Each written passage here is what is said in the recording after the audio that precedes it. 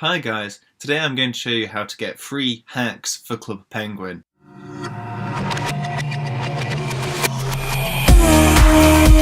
Yes, everyone remembers the meme songs of yore, but what are the meme songs nowadays? Let's have a look.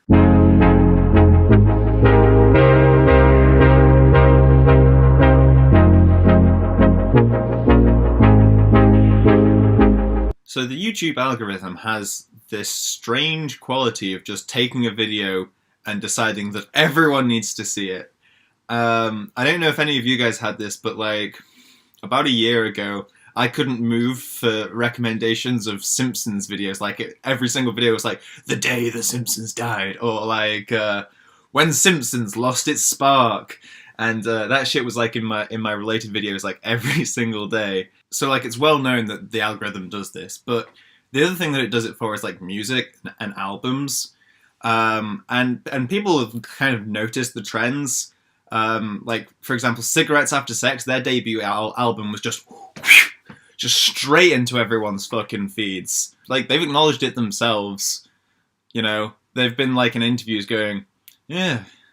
Thanks, Susan from YouTube, for giving us a career in music in the 2010s. Anyway, this video is not about roasting Cigarettes After Sex, although, God, I wish it was. Today I want to explore some of that YouTube recommended core.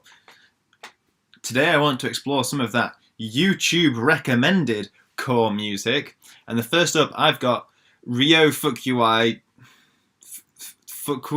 Ryo Fukui. His album Scenery, which was apparently uploaded by Woody Allen. Now musically, I have no problems with this album at all. It's quite a nice, you know, jazz trio, sort of jammy improv sort of feel to it. They're doing a couple of standards. It's very nice. The best bit though is when you go into the comments and they're all doing that YouTube thing of just jerking themselves off about how great they are because they found this obscure gem. When you're listening to Vaporwave and end up listening to Japanese jazz. Hidden gem. Thanks for the recommendation, YouTube. Why the hell isn't this on Spotify? What kind of hack frauds work in that dumpster? And still no King Crimson. Damn it! I like that guy's got a Filthy Frank avatar. I've turned from listening to Minecraft music in 2013 to Ryo Fukui in 2018. But Matt, they're just YouTube comments.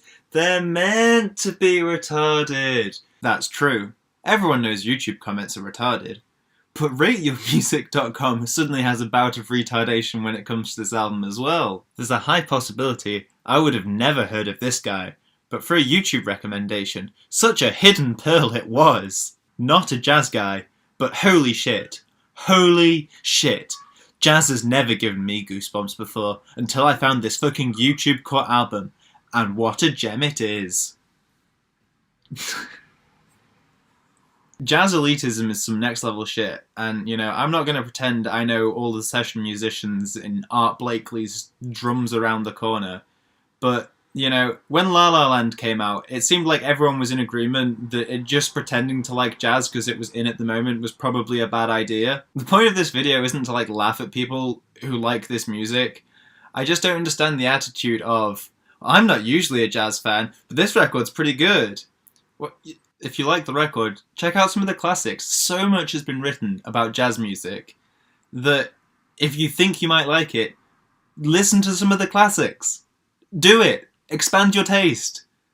Stop priding yourself in like not knowing stuff and not normally being a jazz guy. It's such a bizarre attitude to me. Anyway, next up we've got Mort Garson's Plantasia, which is right here in the related videos. Let's have a look at this.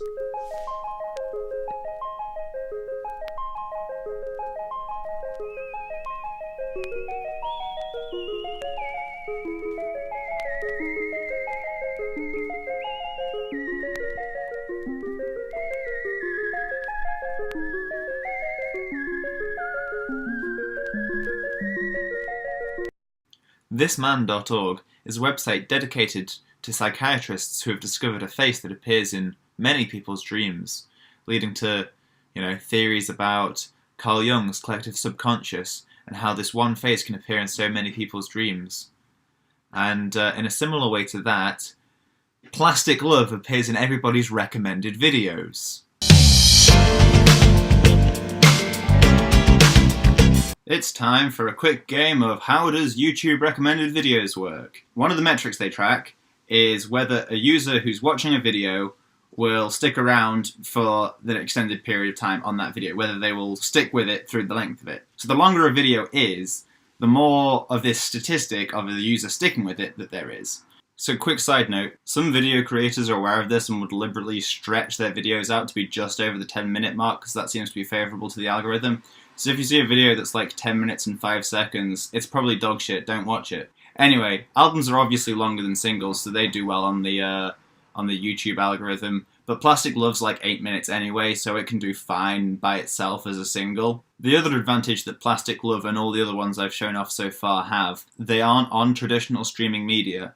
So if you hear this song or those albums and you like it and you want to listen to it again, you can't go on to Spotify for it. So that means that YouTube's collecting 100% of all of the listens of that song, which is doing great for the metrics as well. So Japanese stuff gets a lot of this bonus because a lot of Japanese stuff isn't on Spotify yet. So we've learned so far that Japanese jazz and Japanese funk do really well on the algorithm.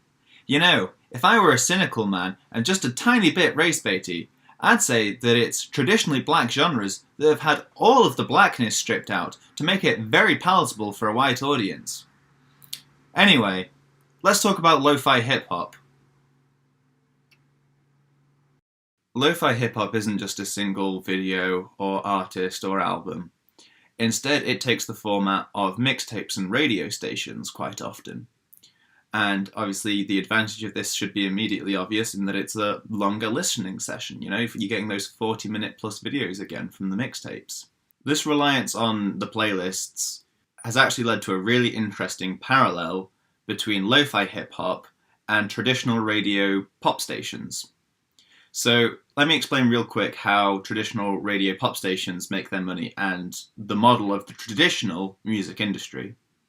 So radio stations make their money through advertisements between songs, right?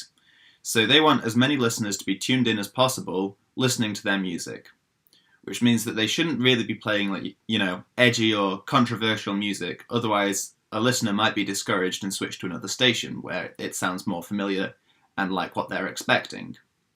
This means that pop stations very rarely take risks and tend to play music that sounds like the other music on that station so people feel comfortable and listen for extended periods of time. What this means is that record companies who want their songs to be played on the radio deliberately make their songs to sound like other songs on the radio so that the radio stations are more likely to play them because it's familiar to listeners, so the listeners will stay tuned in.